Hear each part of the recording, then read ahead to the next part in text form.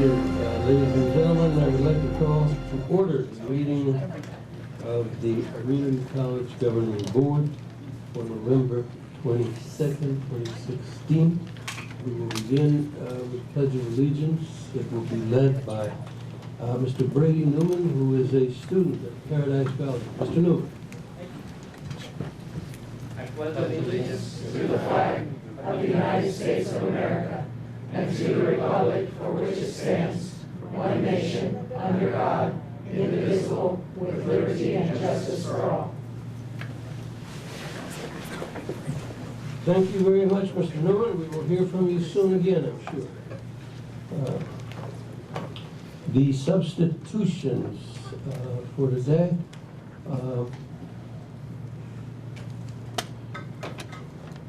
For President Jan Geller, Stephanie Fuji. For Acting President Chris Haynes, Dr. Cassandra Kakar. For President Paul Dale, Veronica Garcia. Welcome to all of you. First item is student life reports, Paradise Valley Community College.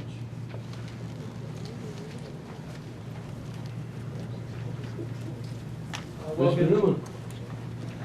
Good evening, President Gutierrez and fellow members of the board, Dr. Harper Marinick and fellow CEC representatives, college presidents, and of course, fellow members of the community and the MCCD. My name is Brady Newman and I am the current chairman of PVCC Student Government. Hi, my name is Nia McMillan. I am currently the vice president at PVCC, and we are here today to present to you the accomplishments that PVCC's student body and off-community service has provided. We're here to share with you just a little bit about what student government has been doing to create positive social change on campus. So I'd like to get started by introducing just a couple of my fellow student government representatives, Deja Broughton, Rachel Thompson, and of course, Sam Weiss. Hello, I am Rachel Thompson. In just a few short months, PVCC's clubs have been passionate about making an impact.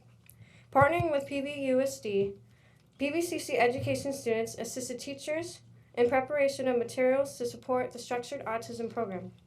The Psychology Club held the second annual mental health awareness event, offering free depression screenings as well as interactive presentations from the National Alliance for Mental Illness and the Not My Kid organization. Also, the Women Rising program and the Men program sponsor an information display on breast cancer awareness. This collaborative presentation was held over 2 days and provided information and resources to students. And the Veteran Club was proud to sponsor a fundraising barbecue to raise funds for veteran scholarship and to provide meals for homeless veterans this Thanksgiving. The Veteran Club raised $3,800, more than any previous year. Finally, in celebration of Free Speech Week, Student Government hosted an interactive session on hate speech on the internet. Over 40 students took part in the interactive discussion. At this time, let me introduce Michael Guzman from the Adults Who Are Returning to Education Club.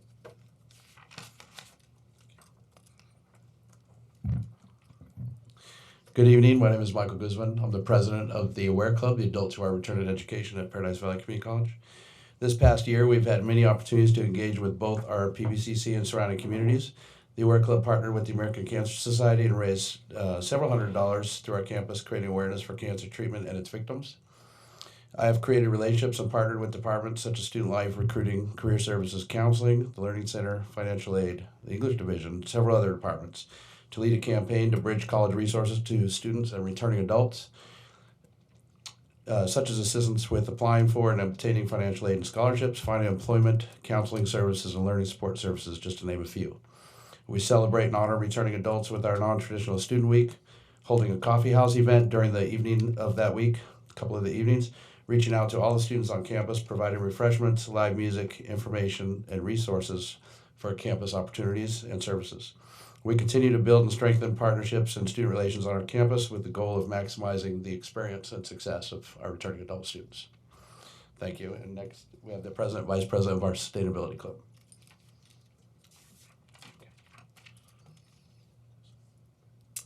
Hello, I'm Aspen Bingham, Vice President of the Sustainability Club. Through this program, we have gained many connections and resources that gave us insight on how to bring wide-scale sustainable initiatives to our campus. We are offering an opportunity to make real changes on our campus through implementing a multi-beneficial and mixed-use fund. This fund will be implemented through a student fee added onto registration and put into a fund that would help with student initiatives revolving around sustainability. Through this solution, we are engaging students to participate in inclusivity, ethical public stewardship, and embrace positive social change, as well as design and execute their own sustainability initiatives that encompass economic, social, and environmental issues. To encompass our district's sustainability goals, we believe a financial solution is necessary. And here's McGregor. Hello, my name is McGregor, and I am the president of the Sustainability Club. Our fund will give the opportunity for the community college to become a key stakeholder in the sustainable development and allow us to use the power of higher education to do so. Community colleges everywhere link diverse groups together, and by leading as an example in sustainable solutions, Maricopa Community College District can be a role model for all higher education within the Valley. Our colleges other colleges around the country have this program already, and it's usually known as like a green fee. These colleges consist of things like Maryland Community College, UC Berkeley in California, and for closer to home, ASU and U of A. What we realized that our district is needing to do these large-scale projects was a fund like this, and these other colleges had this in common. A fee or funding program that is for sustainable initiatives, promotes student success, and direct campus improvements with student involvement. These projects and this solution have infinite possibilities. This solution offers a permanent fund for sustainability on our campus. Thank you for all of your time, and I'd like to offer myself and Aspen as a resource for this opportunity to work together. Thank you, and I'll welcome Chance.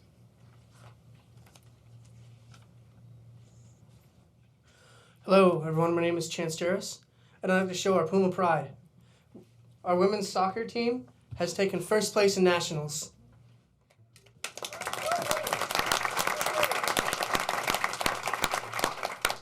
Thank you very much. I hope you all have an amazing Thanksgiving.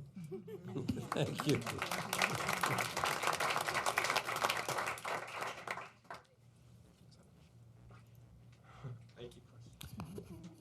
Mr. Sire.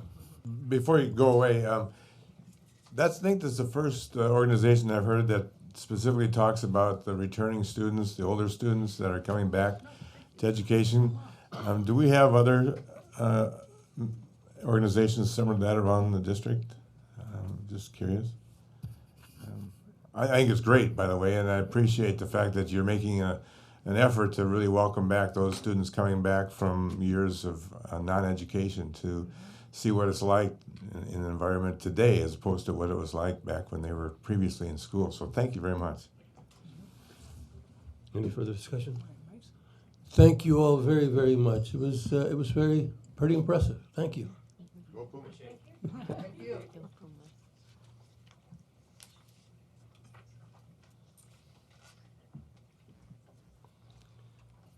Item number 6 is Faculty Executive Council Report. Dr. Robert Sosa. Good evening, President Gutierrez, members of the board, Chancellor, members of CEC. I imagine you all realize that quite recently we had an election, and with elections come consequences. So I'd like to take a moment to thank Mr. Heap for your service on the board. It has been, I've grown accustomed to seeing you here, so it will be a change in January. I'd also like to thank Mr. Burke for the time that you have dedicated to the board, both as an appointed, then elected official, and as a faculty member for many, many years in the district. I guess as a fellow MCC employee on a very sort of personal level, I will miss you.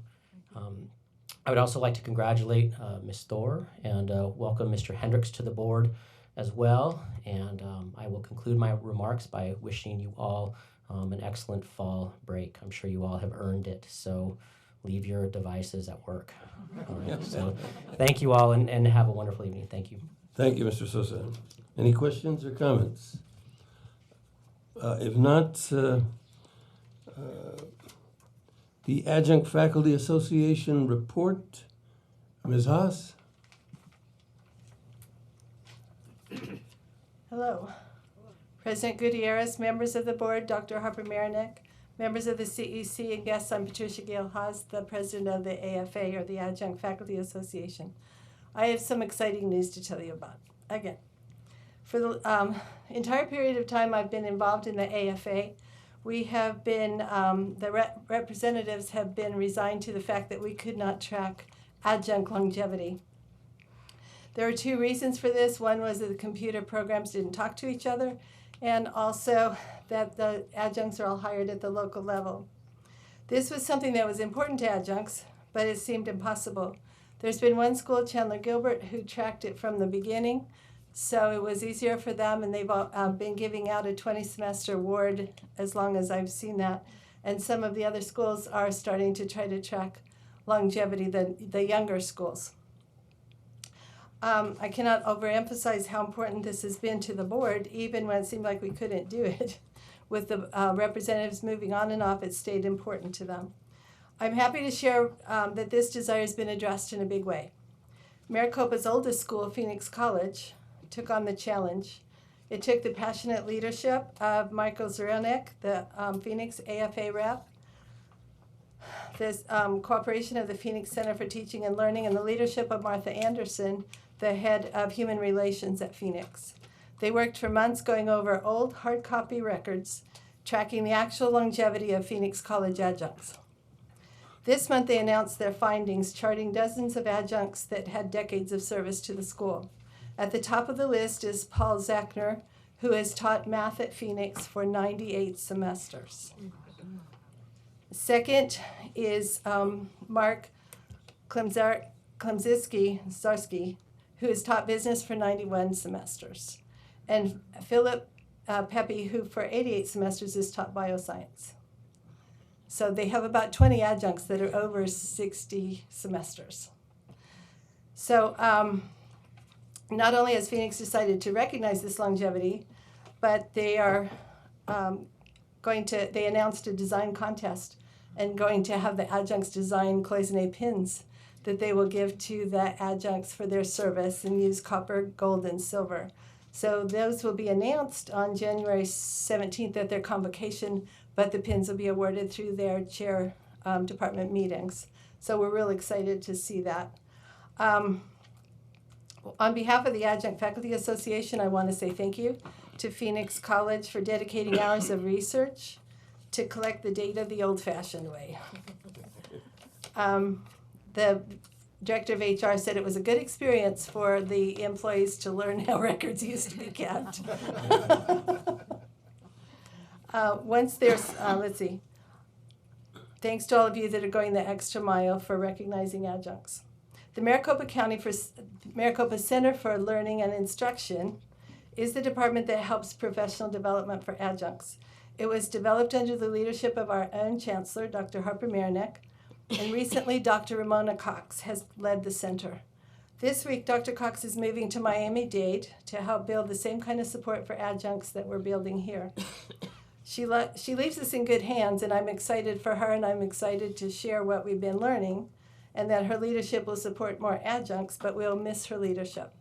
So I want to say publicly that the adjuncts are very grateful for her vision, her drive, her passion, and support to help make MCCD adjuncts much stronger than they might have been without her support. Thank you. Thank you very much, Ms. Ross. Questions, comments? Thank you.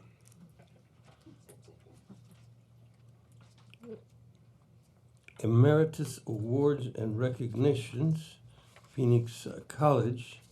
Dr. Kakar, you may.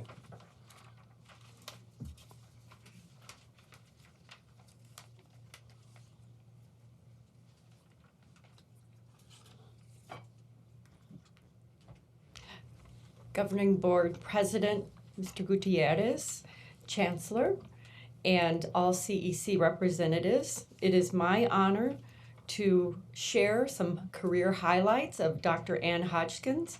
And I'd like Dr. Ann Hodgkins, would you please come forward?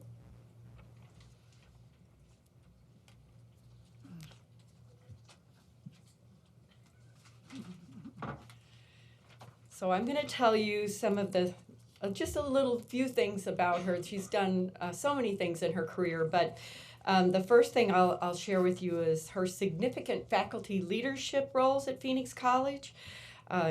Dr. Hodgkins was the department chair of mathematics at Phoenix College from 1999 to 2002. She was also the principal investigator of the Computer Science, Engineering, Mathematics, and Science Grant from 2002 to 2007. She was also the principal investigator of the Scholarships in Science, Technology, Engineering, and Mathematics Grant from 2007 to 2012. But I will tell you first and foremost, Dr. Ann Hodgkins was a master and is a master math teacher. Her students were beneficiaries of her 44 years of continuous teaching in the classroom, 22 of which were at Phoenix College. Her students enjoyed her Texas-rooted humor and no-nonsense attitude. Her math teaching experiences have inspired her to co-author 3 excellent college algebra textbooks that students still benefit from today. The 3 textbooks Dr. Hodgkins has co-authored are College Algebra Concepts on Models. The authors are Larson, Hosteller, and Hodgkins. The second book is College Algebra, A Concise Course, which was authored by Larson's and Hodgkins. And her third book is College Algebra for Business and Life Sciences, Larson and Hodgkins. In addition, she has been nominated for the Distinguished Faculty Award 3 times. Congratulations on your Faculty Emeritus distinction.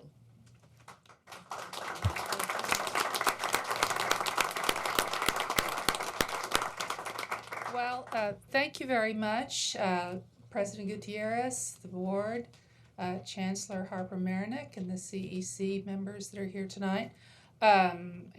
Looking back on it, it was a wonderful experience. And I would say, and I wasn't going to get upset, I guess my real privilege has been to help students reach their goals and inspire and motivate them to be successful. The students of the Maricopa Community College system are beyond wonderful. We have a former Phoenix College student who is studying for a PhD in physics at MIT. That's certainly no slouch. I have a former student who's working at Boeing in Seattle. And so those are just a few of the many successful stories of the students that come out of the Maricopa Community College District. And I'm very excited to have been a part of that. Thank you very much. Thank you, Dr. Hodgkins. Thank you.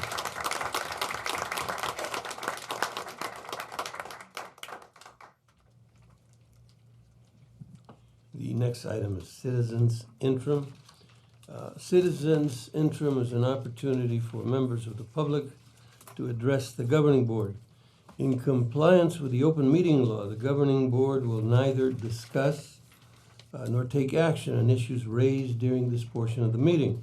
When necessary, issues will be taken under advisement and placed on a subsequent agenda. One person has asked to speak. Ms. Val, I believe I'm pronouncing this correctly, Cossack. Ms. Cossack. Thank you. My name is Val Cossack, and thank you for the opportunity, giving me the opportunity to talk to you. I have been a student at Scottsdale Community College since 1976. I'm the oldest living student, I think, in the whole system. Anyhow, I did have a short break while I went to ASU and got my MBA. I was in the arts department and the music department, and I'm currently enrolled in the arts department and at Phoenix College in the music department.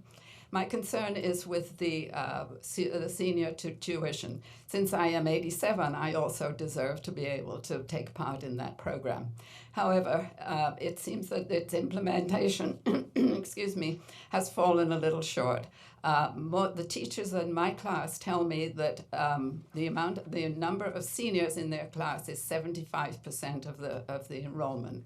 which means that if we only waited while the non-seniors registered, that the class would not make it and would be cancelled, so that when the seniors turned up on the first day of class, which is what the proceeds ask us to do now, there would be no class, and neither the non-students nor the other students would be able to take part in the program.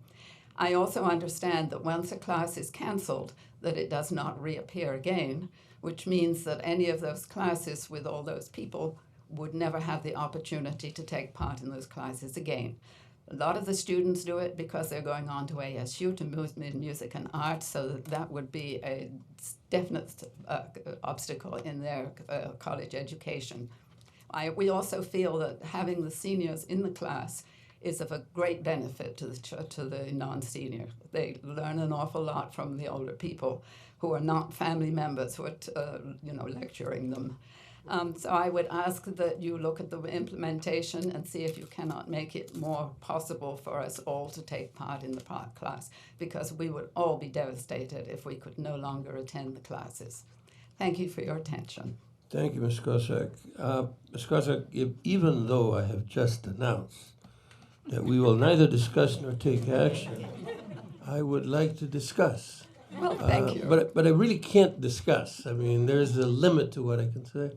I just want to say that I believe that changes are being made that will meet your concerns. I hope exceed your concerns. We will all be delighted, because it has been a great worry to us that we would see our classes disappear. I think you should thank Mrs. Haber, who pushed the program through, and subsequently the changes have been made that will meet your concerns. Well, thank you. My class will be so delighted. Good. Thank you. Chancellor's report. Chancellor. Thank you, Mr. Gutierrez, members of the board, and CC and guests. This is a time of reflection for all of us, and it is a time to be grateful for all the gifts that we have and the things that we are able to enjoy in our great nation. So I would like to take the time to read a communication that I had sent to everyone in Maricopa, staff and students, as a more public way to reaffirm our values as a system. During this time of change in our country, never has it been more important to come together and to focus on our shared values of diversity and respect, to make Maricopa a stronger, kinder, and more inclusive community for all people. Since last 2 weeks ago, Tuesday, students have been contacting many of us to express their concerns and fears regarding changes in policies that may impact their access to education. Potential changes to national immigration, education, and economic policies are not yet known, and neither is their impact. But we as a system will adapt as needed and will continue to serve all students with excellence. In the meantime, we remain committed to providing safe places for engagement, courageous conversations, and learning, places where all people should be treated with dignity. Our colleges play an essential role in promoting civic engagement, civil discourse, and community building, and we take our responsibility seriously. We must model the way through open and respectful dialogue. Changes in life and changes in the world are inevitable. I encourage you, each of you, to support each other during uncertain times and to help those who may feel unsure of their place in society. Let's embrace the guiding principles of the Maricopa District and continue to promote freedom, honesty, fairness, and caring in the work that we do and in our interactions with each other. I believe that is our obligation. Thank you for the time, Mr. Gutierrez. Chancellor, thank you for that extraordinary statement.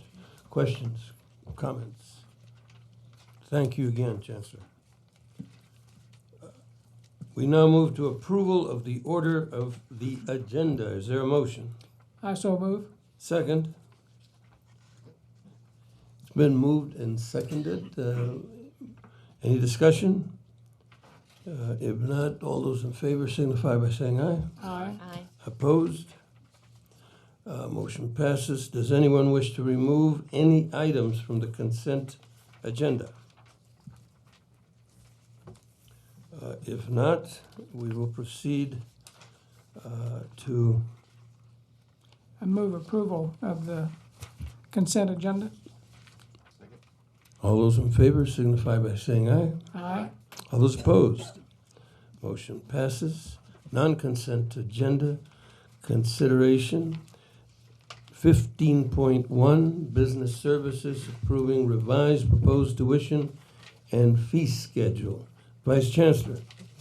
Thank you, Mr. Gutierrez, board members, and members of our audience tonight. This is a recommendation on changing the tuition and fee schedule. It is rather unique for us to come and ask the board to consider changes in the tuition and fee schedule mid-year, but we wanted to make 3 changes that would help students, and I think profoundly.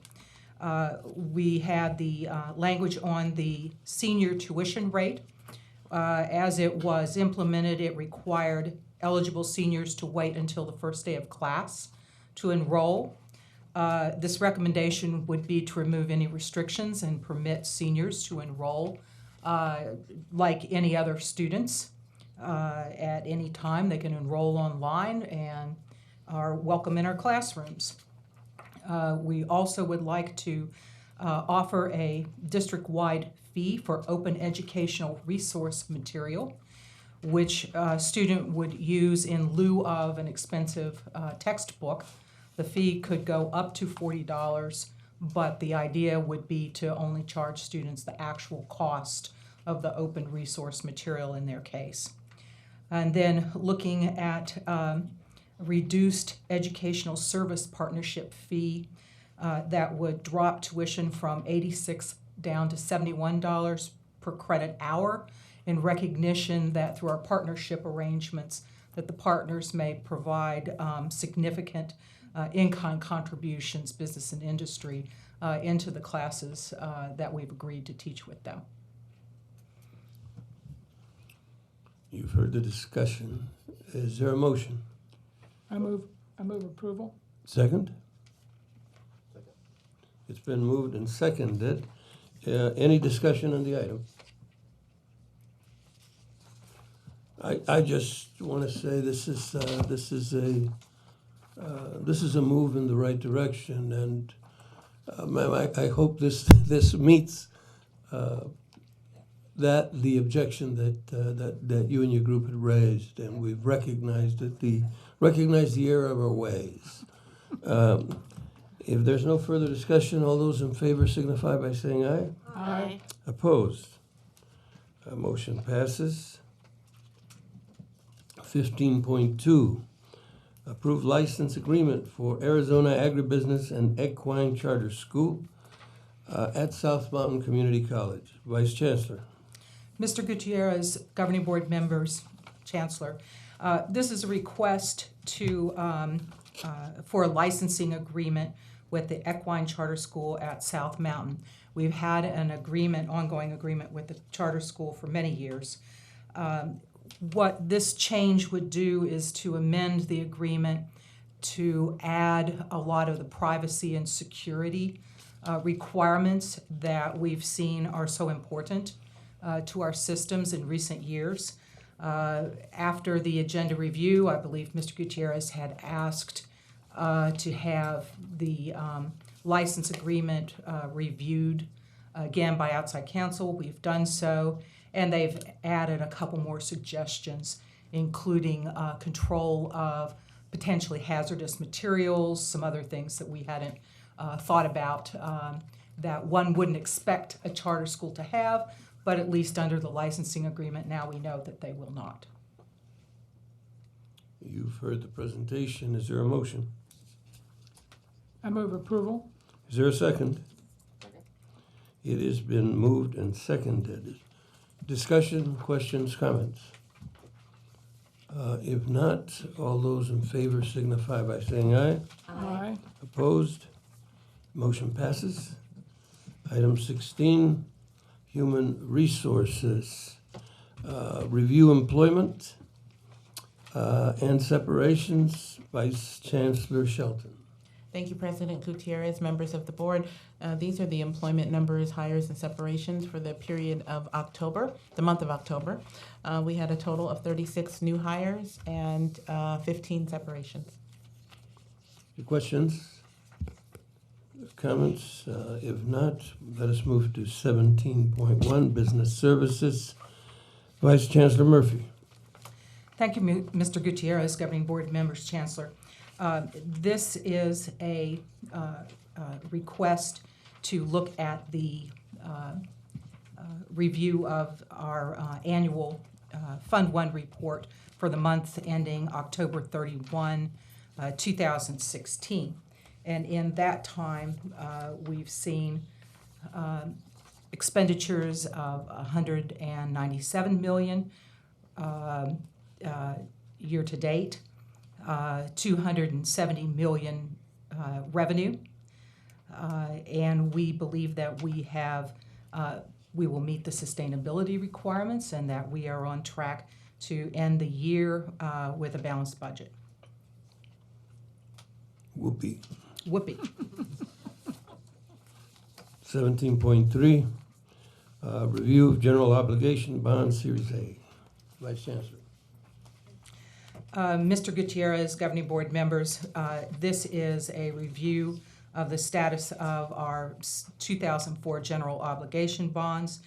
We have issued all the bonds and now are actually working towards spending down the proceeds.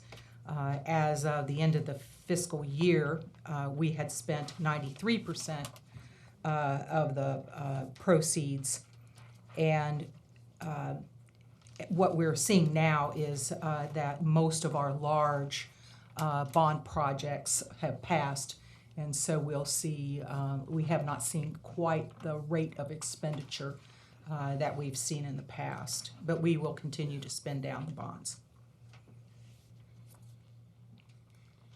Vice Chancellor, did we do both general obligation bond?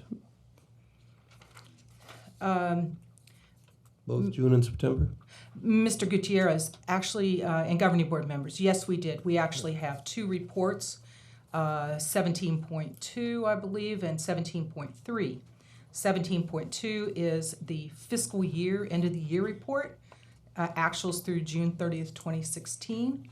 And then agenda item 17.3 is for the first quarter of fiscal year 16-17. Thank you. Any discussion? If not, let us move on to community linkage. Governing Board reports. Mr. Burke. Excuse me. Mr. Chairman, members of the board, I was pleased to attend the Athena Awards after our last board meeting, where our Chancellor received the Chamber of Commerce Athena Award for this year. Very proud of that award for her. There were a number of people nominated in several categories throughout the county, and I'm pleased that Dr. Harper Marinick received that award and as our Chancellor for the Maricopa District. I attended the Heroes of Education initial meeting this last week. Ms. Iana Morphosis, I believe, is the name, and she will receive the Hero Award next spring. I was reminded with the award for the math teacher at Phoenix College of a meeting that I went to this last month at Mesa Community College, the Hall of Fame Alumni Awards. And one of the persons who spoke was Bland Burchett, who attended Mesa Community College, went on to Arizona State University to receive an engineering degree, and worked for the Naval Air Warfare Center Weapons Division for 33 years.